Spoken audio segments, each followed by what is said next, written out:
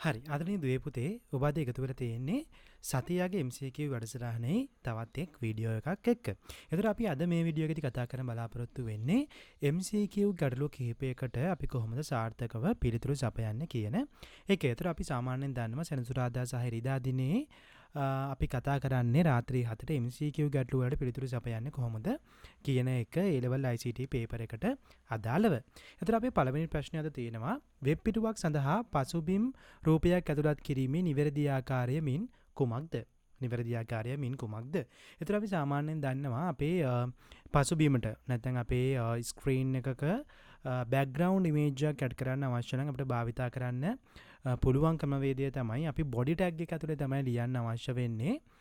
body tag එක ඇතුලේ අපිට ලියන්න පුළුවන් body tag එක ඇතුලේ අපි background කියන attribute එකට අපිට පුළුවන් අදාළ image එකේ URL එක යබා දෙන්න. image එකේ URL එක ලබා දෙන්න පුළුවන්. එතකොට මේ ලබා දෙන URL එක අපිට බලා ගන්න පුළුවන් background image එකක් විදිහට. එතකොට අපිට color එකක් add කරන්න අවශ්‍ය නම් අපි BG color කියන format එක පාවිච්චි කරනවා. body එක ඇතුලේ BG color format එක පාවිච්චි කරලා අපිට අදාළ color එක initialize කිරීමේ හැකියාව පවතිනවා. ඒ සඳහා ඔබට RGB coding system එක නැත්නම් hash එකත් එක්ක hexa value code system එක භාවිතා කිරීමේ හැකියාව පවතිනවා. නැත්නම් ඔයාලට direct color එකක් කියන්න පුළුවන්. yellow red blue වගේ එහෙම පාට කෙලින්ම කියන්න හැකියාව පවතිනවා. එතකොට අපි මෙතනදී නිවැරදි පිළිතුර වෙන්නේ තුන්වෙනි පිළිතුර අපිට ලියන්න පුළුවන් background සමානයි background.gif. එතකොට සාමාන්‍යයෙන් අපි body එකක ඇතුළේ style tag එක ලියන්නේ පළවෙනි ප්‍රශ්නේ වගේ. දෙවෙනි ප්‍රශ්නේ img කියලා එකක් තියෙන්නේ. සාමාන්‍යයෙන් img එක පාවිච්චි කරන්නේ අපි image එකක් add කරගන්න. image එකක් add කරගන්න තමයි අපි img පාවිච්චි කරන්නේ src එකත් එක්ක. ඊට පස්සේ 4 5ත් අපිට පේනවා මේ වැරදි වර්ණ තමයි 4 සහ 5 වර්ණ දෙකත්. ඊට පස්සේ අපි අහනවා වෙබ් පිටුවක් සඳහා විශාලතම ශීර්ෂයක් ලබා දීමට යොදාගත හැකි නිවැරදි මූලාංග කුමක්ද? අපි සාමාන්‍යයෙන් දන්නවා ශීර්ෂයක් ලබා දීම සඳහා අපි භාවිතා කරන්නේ heading tags. එතකොට heading tags අපි දන්නවා H1 සිට H6 දක්වා heading tags පවතිනවා. එතකොට අපි දන්නවා විශාලම tag එක වෙන්නේ H1 tag එක, කුඩාම tag එක වෙන්නේ H6 කියන tag එක. එහෙනම් අපිට කියන්න පුළුවන් H1 tag එක තමයි විශාලම tag එක වෙන්නේ. මෙන්න මේ පිළිතුර නිවැරදි පිළිතුරක් විතර ගන්න පුළුවන්. ශීර්ෂයක් විදියට එන්නේ H1 කියන tag එක. ඒතර අනිත් උත්තර වැරදි. font size කියලා තියෙන ශීර්ෂයක් නෙමෙයි. H6 කියන කුඩාම tag එක, P කියන paragraph tag එකක්, මෙතන div එකක් එක්ක දීලා තියෙන්නේ. div එකකට අදාළ වෙනස් කිරීම ආශ්‍රිතව තමයි address tag එකට අදාළ වෙන anchor tag එකට අදාළව. ඊට පස්සේ තුන්වෙනි එක ගත්තොත් OSI ජාලකරණ ආකෘතියෙහි භෞතික දත්ත සනිදාන ජාලකරණ ප්‍රවාහන යන ස්තරවලදී නියමාවලි දත්ත ඒකකය PDU හඳුන්වන නාමයන් පිළිවෙලින් මොනවාද කියලා තමයි අපෙන් අහන්නේ. එතකොට අපි දන්නවා OSI ආකෘතියේදී එක් ස්තරවලදී අපි මේ data එකට අපි විවිධ නම් භාවිතා කරනවා. එතකොට අපි සාමාන්‍යයෙන් දන්නවා පළමු ස්තර තුනේදී අපි ඒක දත්තයක් කියලා හඳුන්වනවා, data එකක් කියලා. transport layer එකදී අපි ඒක segment එකක් කියලා හඳුන්වනවා, නැත්නම් ඛණ්ඩයක් විදිහට හඳුන්වන්න පුළුවන්. network layer එකදී අපි ඒක හඳුන්වනවා packet එකක් විදිහට. packet 2 සිංහලෙන් කියනවා. data link layer එකදී නම් අපි ඒක රාමුවක් කියලා කියනවා. physical layer එකදී අපි ඒක bit එකක් කියලා හඳුන්වනවා. අපි බිටුවක් තමයි physical layer එකක් කරහා හුවමාරු කිරීමක් සිදු කරන්නේ. එහෙනම් පිළිවෙලින් අපිට කියන්න පුළුවන් physical layer එකේ නම් බිටුවක් data link layer එකේ නම් frame එකක් රාමුවක්, network layer එකේ packet 2ක්, transport layer එකේ ඛණ්ඩයක් නැත්නම් segment එකක් විතර කියන්න පුළුවන්. ඒතර නිවැරදි පිළිතුර වෙන්නේ අංක 4 කියන පිළිතුර තමයි මේ ප්‍රශ්නෙට අදාළව. ඊට පස්සේ අපේ හතරවෙනි ප්‍රශ්නය අහලා තිනවා 10යි 5යි 50යි 1 යන IP ලිපිනය සහිත පරිගණකයක් පිහිටන ස්ථානීය ප්‍රදේශ ජාලයක LAN හරියටම පරිගණක 10ක් සම්බන්ධ කර ඇත. මෙම ජාලය සඳහා යෙදෙන වඩාත් මුජිත උපජාල ආවරණය කුමක්ද? එතකොට අපිට මෙන්න මේ 10යි 5යි 50යි 1 කියන IP ලිපිනය සහිත පරිගණකයක් සහිත ස්ථානීය ප්‍රදේශ ජාලයක පරිගණක 10ක් තමයි අවශ්‍ය වෙනවා කියලා කියන්නේ. එතකොට අපි දන්නවා පරිගණක 10ක් අවශ්‍ය වෙනවා නම් අපිට උපජාල ආවරණය සෙවීමේදී අපි දන්නවා දෙකේ බල ආශ්‍රිතව තමයි අපිට දෙන්න වෙන්නේ. කියන්නේ උපරිම 2/4ක්. ඒ කියන්නේ ජාලයක host 16ක් අපිට allocate කරන්න වෙනවා. එහෙනම් අපිට පරිගණක 10ක් පවතිනවා කියන්නේ උපරිම හොස් සංඛ්‍යාව 16ක් දක්වා අපිට allocate කරන්න වෙනවා. ඒතර 16ක් allocate කරන්න නම් අපිට බිටු 4ක් හොඳටම ප්‍රමාණවත්. එහෙනම් අපිට සියල්ල නෙට්වර්ක් බිටු විදියට තියලා ජාල කොටස විතරක් අපි ගත්තොත් 4ක් නෙට්වර්ක් බිටු විදිහට ඉතුරු 4 හොස් බිටු විදිහට නිරූපණය කරගන්න පුළුවන්. මොකද අපි දන්නවා බිටු 4ක් පාවිච්චි කරොත් අපිට 2 4 ඍණ 2 16 ඍණ 2 ඒ කියන්නේ අපිට උපරිම හොස්ලා තියාගන්න පුළුවන් 14ක්. උපරිම හොස් 14ක් තියාගන්න පුළුවන්. ඒතර අපිට අවශ්‍ය වෙන්නේ මෙතනදී 10ක් පමණයි. 10ක් පමණයි අපෙන් ඉල්ලන්නේ. එහෙනම් අපිට මේ කියන සබ්නෙට් මාස්ක් එක භාවිතා කරලා නිර්මාණය කරන්න පුළුවන්. එහෙනම් අපි දන්නවා මෙතනින් එක ඒවා 8ක් 255 එක ඒවා 8ක් 255 එක ඒවා 8ක් 255 ඊට පස්සේ අපි කරන්නේ 1 1 1 1 හොස් ගානට බිඳු ඒවා ඇඩ් කර ගැනීමක් සිදු කරනවා. ඒතර මේ ටික ඔක්කොම එකතු කරොත් අපිට එනවා 240යි කියලා. එතකොට නිවැරදි පිළිතුර විදිහට අපිට ගන්න පුළුවන් දෙවෙනි පිළිතුර. එතකොට මෙතනදී මේ වගේ ප්‍රශ්නයක් ඇහුවොත් ඔබ කරන්න ඕනේ කල්පනා කරන්න පරිගණක කීයක් දීලා තිනවද? පරිගණක වලට අනුරූපව අපිට අවශ්‍ය වන උපරිම බිටු කීයක් allocate කරන්න වෙනවද? හොස්ට ඒ අදාළ අන්ත ප්‍රමාණය හදාගන්න. ඊට අනුරූපව ඒ බිටු ප්‍රමාණය හොස්ට දීලා ඉතින් බිටු සියල්ලම එක බවට පරිවර්තනය කරන්න. ඒතර ඔබට නිර්මාණය කරන උපජාල ආවරණයේ එක ඒවා සියල්ල පරිවර්තනය කරලා අපිට ඩෙසිමල් වලට හොයාගන්න පුළුවන්. ඒකේ උපජාල ආවරණය දශමයේ සංඛ්‍යාවක් විදිහට. ඒතර අපිට මෙන්න මේ පිළිතුර ගන්න පුළුවන් 255 255 255යි 240 කියන පිළිතුර. ඊට පස්සේ අපේ ප්‍රශ්නය.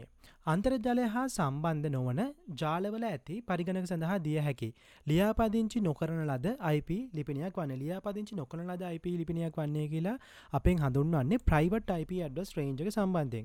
ඒතර අපි සාමාන්‍යයෙන් දන්නවා private address ranges අපිට තුනක් කතා කරනවා.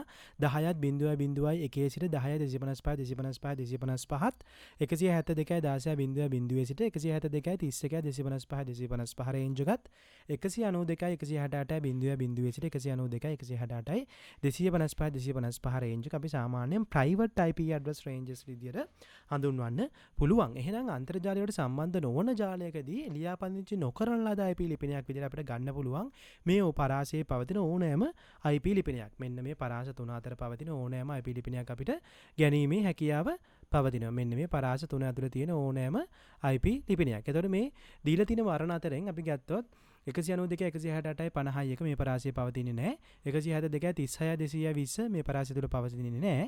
191 50යි 70යි 5 මේ පරාසය තුල පවතින්නේ නැහැ. 172 40යි 50යි 1 172 40 40 කියන්නේ මේ පරාසයෙන් එළියේ පවතින්නේ නැහැ. 172යි 16යි 50යි 1 කියන ඇඩ්‍රස් එක මේ පරාසය තුල පවතිනවා. 16යි 50යි 1 කියන පරාසය තුල පවතින මෙන්න මේ පරාසය තුල තමයි පවතින්නේ. ඒකතර private IP address range එක අදාළ වෙනවා. එහෙනම් අපිට ඒක ලියාපදිංචි නොකරන ලද IP ලිපිනයක් විදිහට භාවිතා කිරීමේ හැකියාව පවතිනවා. අපේ 7 වෙනි ප්‍රශ්නය. Python සම්බන්ධයෙන් පහත් දක්වන නිවැරදි ප්‍රකාශය තෝරන්න. Python නිර්මාතෘ ගයිඩෝ වෑන් රෝසම් වේ. ඒක නිවැරදි වර්ණයක්. අපි කියනවා ගයිඩෝ වෑන් රෝසම් කියන විද්‍යාඥයා විසින් තමයි Python කියන භාෂාව හඳුන්වා දුන්නේ. එතකොට මේක අපිට Institute of Science and Maths Research සම්බන්ධයෙන් වෙච්ච යුනිවර්සිටි එක තමයි මේක 1800 අගභාගයේදී නිර්මාණය වුණා කියලා අපි පිළිගන්නේ. එතකොට Python ඕනෑම මෙහෙයුම් පද්ධතියක් සමග ක්‍රියාත්මක වේ. නිවැරදි අපිට Python ඕනෑම මෙහෙයුම් පද්ධතියක් සමග භාවිතා කිරීමේ හැකියාව තියෙනවා. that flexible language එකක් විදිහට හඳුන්වන්න පුළුවන්. Python හි අන්තර්ක්‍රියාකාරීත්වය ලේඛන interactive mode programming හැකියාව ඇත. නිවැරදි interactive mode programming එකක් විදිහට භාවිතා කරන්න පුළුවන්. අපිට shell programming සිදු කිරීමේ හැකියාව පවතිනවා. Python සංචිත වචන නැත්නම් reserved word නැත්නම් අපි කියන්නේ අවිරුණු පද සුළු ගණනකින් සමන්විත වේ. ඔව් නිවැරදි. අපිට සාමාන්‍යයෙන් සුළු වචන ප්‍රමාණයක් තමයි reserved word යටතට Python වලදී දැක ගන්න පුළුවන් වෙන්නේ. ඊට පස්සේ ඉහත සියල්ලම නිවැරදි. එතකොට අපිට කියන්න පුළුවන් මේ සියලුම වර්ණ නිවැරදි කියන එක.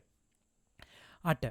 ස්වයං සංවිධි self organize විකේන්ද්‍රික decentralized ස්වභාවික හෝ කෘත්‍රිම පද්ධතිවල ඒකාබද්ධ චර්යාව collaborative behavior අන්තර්ගත වන්නේ. ඒතර මේ වචන සල්පය කියපු ගමන් අපි කියනවා decentralized self organize collective behavior එකක් ස්වභාවික හෝ කෘත්‍රිම පරිසරයක පවතිනවා නම් ඒක swarm intelligence කියලා අපිට කියන්න පුළුවන්. සමූහ බුද්ධි තුලනය. එතකොට මේවා ඔබ දැනගෙන ඉන්න ඕන දේවල් මතකයේ තියෙන අවශ්‍ය වචන තමයි මේ සියලුම දේවල්. එතකොට බ්ලැක් බොක්ස් ටෙක්නොලොජි කියන්නේ වෙනම කතන්දරයක්. අපි ටෙස්ටිං වලදී පාවිච්චි කරන වචනයක්. White box testing, black box testing.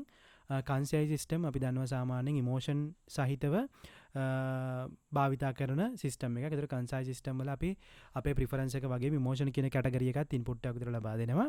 Agent technology කියන්නේ ඒජන්තවරු සහිතව නිර්මාණය වන පද්ධති. ඒතර මල්ටි ඒජන්ට් සිස්ටම් වගේ දේවල් අපි ඒජන්ට් ටෙක්නොලොජි වලදී කතා කරනවා. යුබිකිටස් කම්පියුටිං කියලා අපි කතා කරනවා සර්වාත්‍රික පරිගණනය මොබයිල් බේස් තමයි මේක නිර්මාණය වෙන්නේ. ඉන්ටර්නෙට් සහ මොබයිල් කියන කන්සෙප්ට් එකත් එක්ක ඕනම තැනක ඉඳන් අපි ඉන්ටර්නෙට් ඇක්සස් හරහා යම්කිසි සේවාවක් ලබා ගැනීමේ හැකියාව තමයි යුබිකිටස් කම්පියුටිං අතර කතා කරන්නේ. එතකොට මේ කියන නිර්වචනයට self organized decentralized collective behavior තියෙන්නේ සමූහ බුද්ධිය තුලණය. නැත්නම් swarm intelligence කියන කන්සෙප්ට් එක යටතට තමයි අයිති වෙන්නේ. 9. කුමන කෘතිම බුද්ධිය පද්ධතිය හොඳම විසඳුම සොයන තුරු ගැටලුව විශ්ලේෂණය කිරීම දිගටම කරගෙන යයිද? සාමාන්‍යයෙන් අපි කියන හොඳම පිළිතුරක් ගන්න නම් ඔප්ටිමයිස් ඇල්ගොරිතම් එකක් වෙන්න ඕන. අපි නිවැරදි පිළිතුර මැක්සිමම් එක වේවා මිනිමම් එක වේවා ඒ දක්වා යන ඇල්ගොරිතම්ස් වලට තමයි අපි සාමාන්‍යයෙන් හොඳම පිළිතුර ගමන් කරලා අපිට නිවැරදි සහ හොඳම පිළිතුර ලැබෙනකන් යම්කිසි ඇල්ගොරිතම් එකක් රන් වෙනවා නම් අපි ඒවට කියනවා ඔප්ටිමයිස් ඇල්ගොරිතම් එකක් කියලා. ඒතර ඔප්ටිමයිස් ඇල්ගොරිතම් එකක් මෙතන තියෙන ජෙනටික් ඇල්ගොරිතම් කියන කාණ්ඩය. ජෙනටික් ඇල්ගොරිතම් තමයි ඔප්ටිමයිස් ඇල්ගොරිතම් එකක් වෙන්නේ. Expert system, intelligent system, neural network කියන දේවල් ඒ ගණයට අයිති වෙන්නේ නැහැ. ජෙනටික් ඇල්ගොරිතම් එක අපි සාමාන්‍යයෙන් හොඳම පිළිතුර එනකන් අපි අපේ අදාළ ඇල්ගොරිතම් එක රන් කර ගැනීමක් සිදු කරනවා. සාමාන්‍ය repeatedly රන් කිරීමක් ජෙනටික් ඇල්ගොරිතම්ස් වලදී බලා ගන්න පුළුවන් වෙනවා. ඊට පස්සේ පහත දක්වා ඇති Python කේතය සඳහා ලැබෙන පිළිතුරු. ඉතින් අපිට දීලා තියෙනවා x සමානයි y සමානයි 5 3. එතකොට මේ 5 3 කියන ලිස්ට් එකක්. ලිස්ට් එකක් කියන්නේ එහෙනම් මෙයා එකම මතකයට තමයි අපි රෙෆරන්ස් වෙන්නේ. ඒ කියන්නේ මෙයා මතකයේ තියෙනවා 5 සහ 3 කියලා. මේ x කියන වේරියබල් එක මෙයාට රෙෆරන්ස් වෙනවා. y කියන වේරියබල් එකත් මේ එකම මතකයට රෙෆරන්ස් වීමක් අපිට බලා ගන්න පුළුවන්. ඊට පස්සේ අපිට කියනවා x.append to මෙන්න මේ ලිස්ට් එකට 2 කියන එක append කරන්න. අතර 5 3 2 අපි ලිස්ට් එකට 2 කියන එක append කරා. දැන් අපෙන් අහනවා x සහ y print කරොත් ලැබෙන පිළිතුර. එහෙනම් x කියන්නේත් 5 3 2, y කියන්නේත් 5 3 2. එතකොට අපිට මේකේ නිවැරදි පිළිතුර විදියට අංක 4 පිළිතුර නිවැරදි පිළිතුර විදියට ගන්න පුළුවන්. ඔබ මෙතනදී වරදින්න පුළුවන්. ඔබ මෙහෙම හිතුවොත් x සමානයි 5 3, y සමානයි 5 3. ඊට පස්සේ මේකේ append කරේ x එකට විතරයි කියලා මෙහෙම විදියට ගත්තොත් පිළිතුර වැරදි. මොකද මේකේ එකම මතකයට තමයි මේ දෙන්නම රෙෆරන්ස් වීමක් සිදු වෙන්නේ. x සහ y කියන්නේ රෙෆරන්ස්. නැත්නම් අපි කියනවා පොයින්ටර්ස්. නැත්නම් අපිට කියන්න පුළුවන් ඒවා වේරියබල්ස්. මේ වේරියබල්ස් සියල්ලම රෙෆරන්ස් වෙන්නේ එකම මතකයකට. එකම මතකයකට තමයි රෙෆරන්ස් වෙන්නේ. ඒක නිසා යම්කිසි එක වේරියබල් එකකින් වෙනසක් සිදු කරොත් අනිත් වේරියබල් එකෙත් අපිට ඒ වෙනසම බලා ගන්න පුළුවන්. එතකොට වේරියබල් එකේ රෙෆරන්ස් වීමක් විතරයි වෙන්නේ. මේ වේරියබල් එක අපි භාවිතා කරන මෙයාව හඳුනා ගන්න. මෙයා භාවිතා කරන දෙකම කෙනාව හඳුනා ගන්න. එතකොට මතකයේ ගබඩා වෙච්ච දේ තමයි අපි වෙනස් කිරීම සිදු වෙන්නේ. හැබැයි පොයින්ටර්ස් දෙකේ කිසිම වෙනසක් සිදු වෙන්නේ නැහැ. එතකොට ඒක නිසා අපිට එකම පිළිතුර තමයි නිවැරදි පිළිතුර විදිහට ගන්න පුළුවන්. මෙහෙම හිතුවොත් ඔයාට එන්නේ වැරදි පිළිතුරක් විදිහට. එතන නිවැරදි පිළිතුර වෙන්නේ 4 කියන පිළිතුර. 11. 10ට අඩු ඔත්තේ සංඛ්‍යාවල එකතුව ලබා ගැනීමට සුදුසු පහත Python ක්‍රම ලේඛන සලකන්න. එතකොට අපෙන් අහනවා 10ට වඩා අඩු ඔත්තේ සංඛ්‍යාවල එකතුව. එතකොට ඔත්තේ සංඛ්‍යා කියන්නේ 1 3 5 7 9. ඉතින් අපි පළවෙනි එක ගත්තොත් x සමාන 1ෙන් පටන් ගෙන x 10ට වඩා අඩුද බලනවා. ටෝටල් එකට x එකතු කරනවා. x සමාන x ධන 2. ඒ කියන්නේ 1 3 5 7 9 කියන සංඛ්‍යා ටික යන්නේ. එයා දෙකෙන් දෙක වැඩි වෙනවා. ඒක ටෝටල් එකට ඇඩ් කිරීම සිදු වෙනවා. ඒ කියන්නේ මෙයා නිවැරදි ඇල්ගොරිතම් එකක්. දෙවෙනි එක ගත්තොත් ටෝටල් සමානයි බිඳුව x සමානයි 1 while x සමානයි අඩු කිරීම. අපි මෙහෙම ප්‍රකාශයක් ලියන්නේ නැහැ. එහෙනම් මෙයා වැරදි ප්‍රකාශයක්. කන්ඩිෂන් එක වැරදි. අපි තුන්වෙනි එක ගත්තා ටෝටල් සමානයි බිඳුව 4x in. අපිට මෙතන රේන්ජ් එකේ දීලා තියෙන වගයන් ටික 1 3 5 7 9. මේ ටපල් එකක් ට්‍රැවර්ස් කිරීමක් අපි මෙතනදී සිදු කරන්නේ. එතකොට 1 3 5 7 9 කියන අපි දන්නවා ඔත්තේ සංඛ්‍යා ටික 10ට වඩා අඩු. එතකොට මේ සංඛ්‍යා ටික එකතු කිරීමක් සිදු කරන්නේ. එකතු කරලා print කරා. ඒ කියන්නේ මෙයා නිවැරදි පිළිතුර වෙනවා. ඊට පස්සේ අපි ගත්තොත් ටෝටල් සමානයි බිඳුව 4x in range. 1 සිට 10 දක්වා දෙකෙන් දෙක වැඩි කරගෙන යන්න කියලා කියන්නේ. මේ while එකම අපි 4 එකෙන් ලියන ආකාරය. එහෙනම් 1 3 5 7 9 දක්වා යනවා. ඒ වැලියුස් ටික අපි ටෝටල් භාවිතා කරලා එකතු කිරීමක් සිදු කරනවා. එතකොට එහෙනම් print total එකෙන් අපිට මේකත් නිවැරදි පිළිතුරක් විදිහට කියන්න පුළුවන්. එතකොට A සහ C සහ D කියන පිළිතුරු තුනම නිවැරදි පිළිතුරු වෙනවා. අපි ඊළඟට ගියොත් පහත් දක්වා ඇති Python කේතය සඳහා ගැලපෙන ප්‍රතිදානය සොයන්න. එතකොට මෙතනදී අපිට දීලා තියෙනවා tuples දෙකක් x සහ y කියලා. එතකොට ඩික්ෂනරි දෙකක් දීලා තියෙන x සහ y කියලා. ඊට පස්සේ අපේ මෙතන හොයන්න තියෙනවා x සහ y අතර. එතකොට curly brackets තියෙන්නේ. curly brackets පවතිනවා නම් අපි මේක ඇත්තටම සලකන්නේ ඩික්ෂනරි එකක් විදිහට නෙමෙයි මෙතනදී. මේක සෙට් එකක් වෙන්නේ. මොකද Python වලදී key value pair එකක් තිබ්බොත් තමයි අපි ඒක ඩික්ෂනරි එකක් විදිහට හඳුන්වන්නේ. අපි සාමාන්‍යයෙන් දන්නවා list එකක් නම් කොටු වරහන් ඇතුලේ අපි නිරූපණය කරන්නේ. ඊට පස්සේ tuple එකක් නම් අපි round වරහන් ඇතුලේ නිරූපණය කිරීමක් සිදු කරනවා. ඩික්ෂනරි එකක් නම් circular වරහන් ඇතුලේ නැත්නම් අපි කියනවා curly brackets ඇතුලේ key value pair එක්ක නිරූපණය කරනවා. සෙට් එකක් නම් අපි අගයන් ටික විතරක් බ්‍රැකට් ඇතුලේ නිරූපණය කිරීමක් සිදු කරනවා. ඒතර මේක සෙට් එකක්. මතක තියාගන්න මේක වෙන්නේ සෙට් එකක්. එතකොට මෙතන අපි තියෙනවා සෙට් දෙකක් අතර AND ඔපරේෂන් එක. සෙට් දෙකක් අතර AND ඔපරේෂන් එක භාවිත කරන්න පුළුවන්. සෙට් එකක් අතර NO ඔපරේෂන් එක භාවිත කරන්න පුළුවන්. AND එක දැම්මොත් AND ඔපරේෂන් එක, ඉර දැම්මොත් ඔපරේෂන් එක. AND ඔපරේෂන් එක දාලා මොකද කරන්නේ? මේ කුලක දෙක අතර තියෙන පොදු අංග ටික ලබා ගැනීම O එකෙන් කරන්නේ මෙන්න මේ කුලක දෙක අතර පවතින සියලුම අංග ලබා ගැනීමක් සිදු කරන්නේ. පොදු අංග කියලා කියන්නේ අපි දෙන්නගෙම තියෙන පොදු අංග ටික. දැන් මෙයා දෙන්න අතර තියෙන පොදු අංග ගත්තොත් 2 කියන අංගය පොදුයි, 3 සහ 4 කියන අංගය පොදුයි. එතකොට අපි හදිසියෙ මෙහෙම ලිව්වොත් x and y කියලා අපිට එන්නේ output එක 1 3 සහ 4 කියන අංග පොදු අංග විදිහට. එතකොට අපි මෙන්න මේ ඔපරේෂන් එකෙන් x o y එකෙන් කරන්නේ දෙන්නගෙම තියෙන අංග ටික ගන්නවා. යම්කිසි රිපිටිෂන් එකක් තියෙනවා නම් අයින් කරනවා. රිපිටිෂන් එකෙන් එක අගයයි දාන්නේ. අනිත් ඔක්කොම අංග ටික තියෙන්න ඕනේ. එහෙනම් අනිවාර්යෙන් තියෙන්න ඕනේ 5 4 3 2 8 5 තියෙනවා 4 තියෙනවා 3 තියෙනවා. එතකොට 9 අඩංගු වෙන්න ඕන. ඊට පස්සේ 1 අඩංගු වෙන්න ඕන. එතකොට මේ ලිස්ට් දෙකේම තියෙන සියලුම අංග මේ ෆයිනල් output එකේ තියෙන්න ඕනේ. එහෙනම් මෙතනදී නිවැරදි පිළිතුර වෙන්නේ අපිට කියන්න පුළුවන් දෙවෙනි පිළිතුර. දෙවෙනි පිළිතුරේ තමයි මේ සියලුම අංග අපිට බලා ගන්න පුළුවන් වෙන්නේ. එතකොට මේක තාමත් කිසිම විභාගයක අහලා තිබෙච්ච නැති කොටසක්. sets අතර AND operation එක හෝ operation එක යොදන ආකාරය. ඒතර මතක තියාගන්න AND එක යොදනවා නම් පොදු අංග ටික විතරයි. O එක යොදනවා නම් සියලුම අංග, හැබැයි repetition තියෙනවා නම් එක value එකක් විතරයි ලබා ගන්නෙ. ඊට පස්සේ අපි අවසාන MCQ එක මේ අද දිනේදී Python භාවිතා කර MySQL දත සමුදායක් නිවැරදිව නිර්මාණය කිරීමට අදාළ විධානය වන්න. ඒතර මේවා ඔබට මතකයේ තියෙන්න අවශ්‍යයි. අපි යම්කිසි විධානයක් execute කරන්න නම් අපි පාවිච්චි කරන්නේ execute කියන syntax එක. ඒතර අපි මුලින්ම නිර්මාණය කරගත්තු my cursor භාවිතා කරලා my cursor කියන්නේ අපේ database connection එකට අදාළව නිර්මාණය කරගත්තු object එක.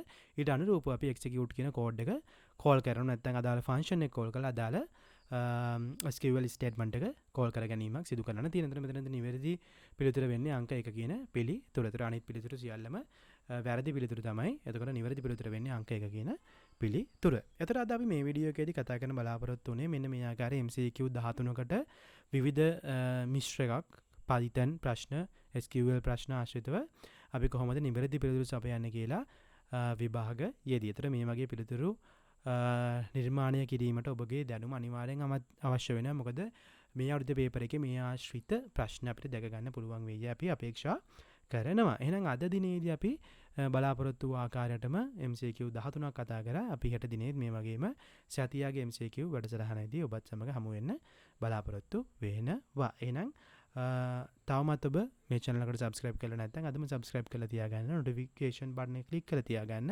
මොකද අලුත් වීඩියෝ එකක් දාපු සැනින් ඔබ වෙත ගෙන එනකොට තියෙන හොඳම ක්‍රමවේදය තමයි subscribe කරලා bell icon එක click කරලා තියාගන්න එක. එහෙනම් අද අපි ඔබෙන් සමු ගන්නවා මේ දේශාන් සුමනතිලක IT Academy විසින් ගෙනන සතියාගේ MCQ වැඩසටහනේ අද දිනේ අවසානය.